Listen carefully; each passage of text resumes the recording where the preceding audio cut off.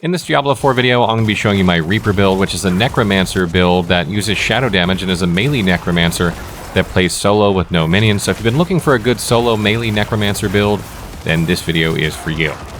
So the general strategy for this build is to run into a pack of enemies and use Reap, and because we have the Acolyte's Reap upgrade of this, it's going to make a corpse drop automatically. This happens once every 5 seconds, and once this happens, we're going to drop corpse tendrils that's going to grab all the enemies nearby, and it's going to round them up and put them on top of that corpse, while simultaneously pressing Corpse Explosion to set our first Shadow AoE, and then we're going to start attacking with the Sever ability.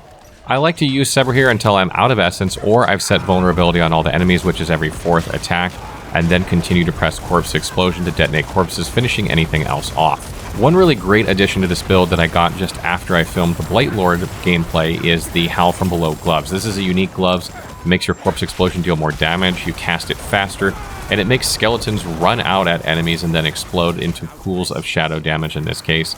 And what's really great about this is this will make them hit enemies far away, right? So like, if there's a couple straggler enemies that didn't get grouped up in your group, when you're using Corpse Explosion, these will seek out those enemies and hit them anyway, and usually kill them for you, so you don't have to like try and run up to them and drop more corpses.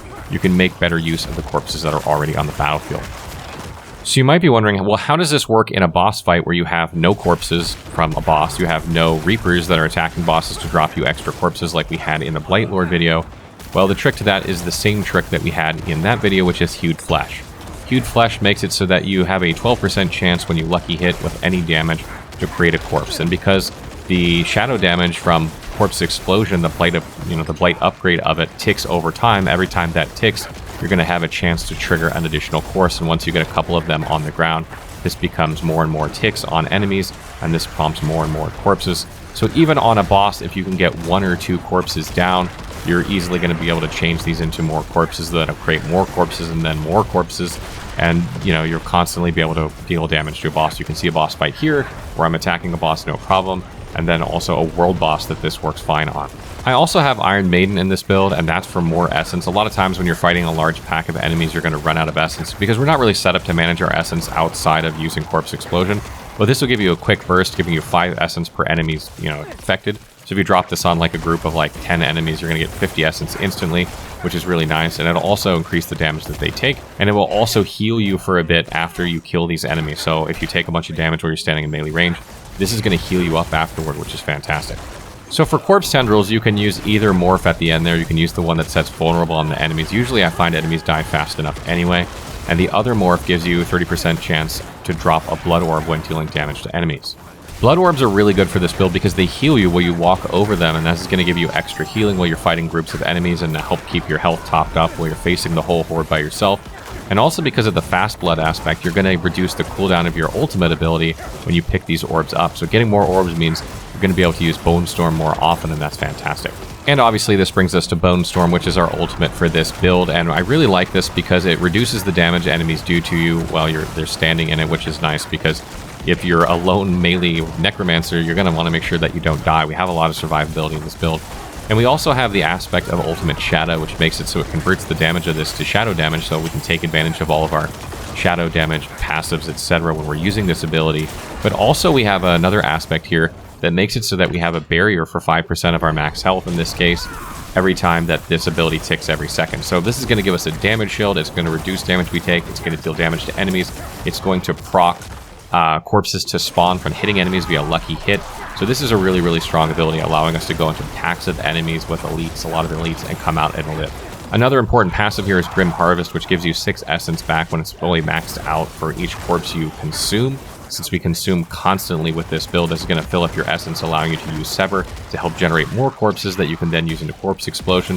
When we were doing the Blightlord build, we had minions that would create corpses for us, but we have to have a way to create corpses besides Reap, which only gives us 1 every 5 seconds.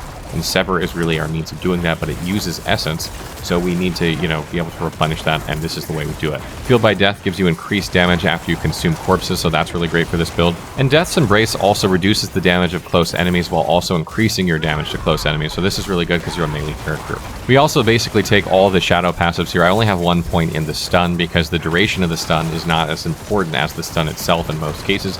We don't have enough points here to really fill this out, it's a shame, but it would be good to have extra points here if we had them. Other than that, we also have Standalone, which reduces our damage reduction further. Again, this helps keep us alive, making very, very survivable. And Memento Mori, which gives you up to a 60% increase to the passives you gain for sacrificing your mages and your skeletal warriors. In this case, it's going to be damage to vulnerable enemies, and also it's going to be shadow damage. Both of these are really, really good, so you're going to get more shadow damage and more damage against vulnerable enemies.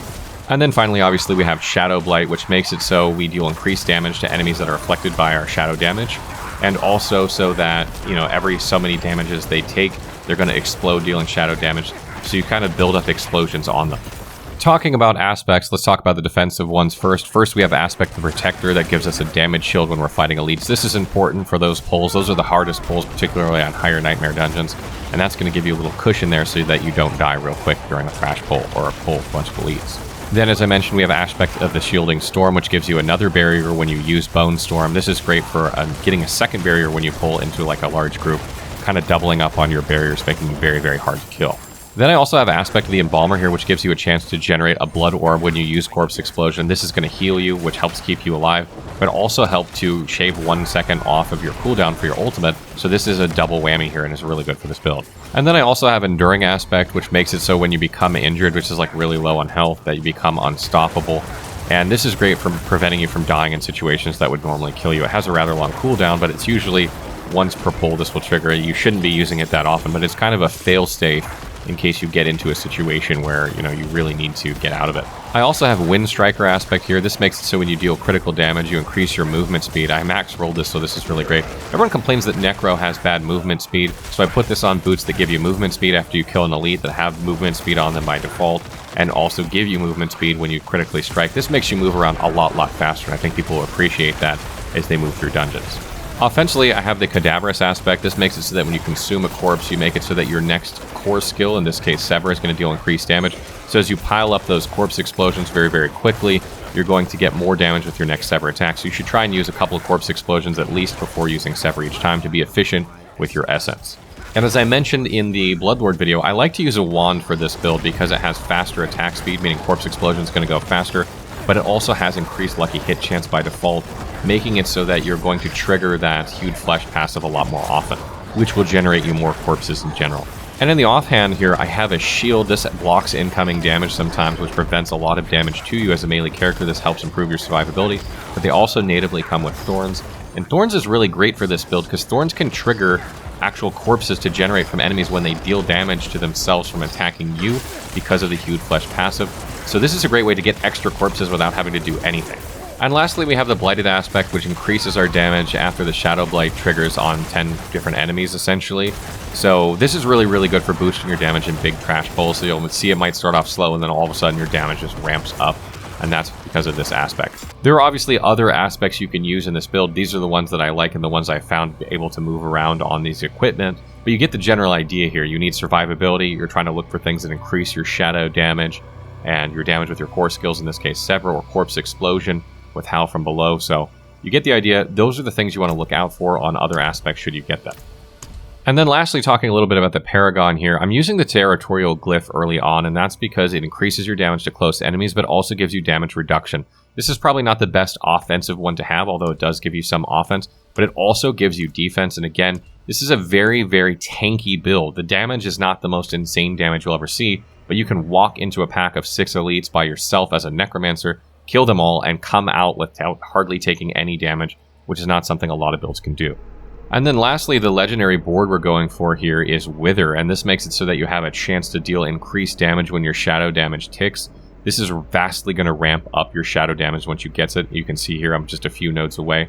This will vastly improve the damage of this build, and you should be looking for other nodes that increase willpower in order to get more from this, and also look for things that increase your shadow damage or your damage over time.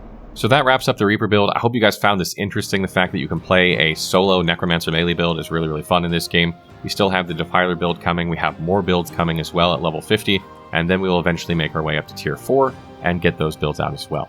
So what do you guys think of the build? Are you guys loving the Necromancer? Let me know in the comments below.